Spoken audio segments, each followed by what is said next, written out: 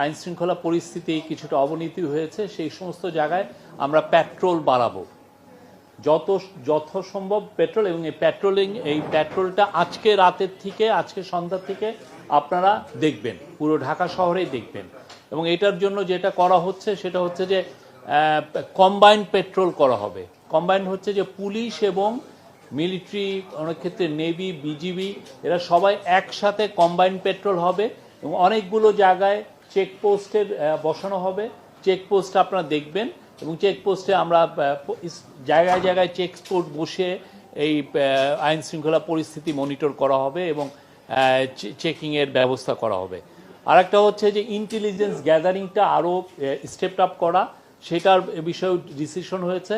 আমাদের যারা intelligence wing আছে, ইন্টেলিজেন্স এজেন্সি আছে, তারা তাদের মতো করে প্রচুর ইন্টেলিজেন্স গ্যাদারিংটা আরও বাড়াবেন এবং সেই অনুযায়ী আমরা অ্যাকশনে যাব।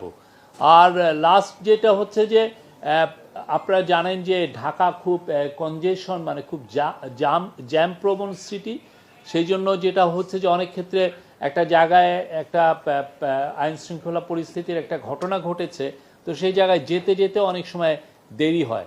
তো সেইটার আলোকে আইন শৃঙ্খলা বাহিনীগুলোকে প্রচুর মোটর সাইকেল দেওয়ার সিদ্ধান্ত হয়েছে। খুব দ্রুত মোটর সাইকেলগুলো পারচেজ করা হবে, যাতে দুইজনে খুব দ্রুত মোটর সাইকেল করে ওইটা জায়গায় খুব দ্রুত ওইখানে যেতে পারেন। এইটা আপনারা দেখবেন, আমরা আজকে সন্ধ্যা থেকে শুরু করি, আগে শুরু হোক তারপরে দেখবেন।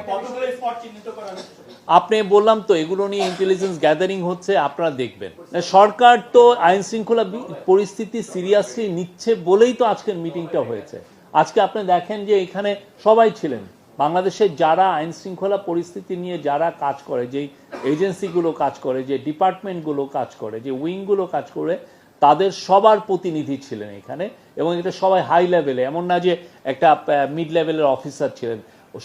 সংস্থার যারা চিফ, তারা প্রত্যেকে এসেছিলেন এবং সেটা নিয়ে আজকে খুব থ্রেডবেয়ার একটা ডিসকাশন হয়েছে।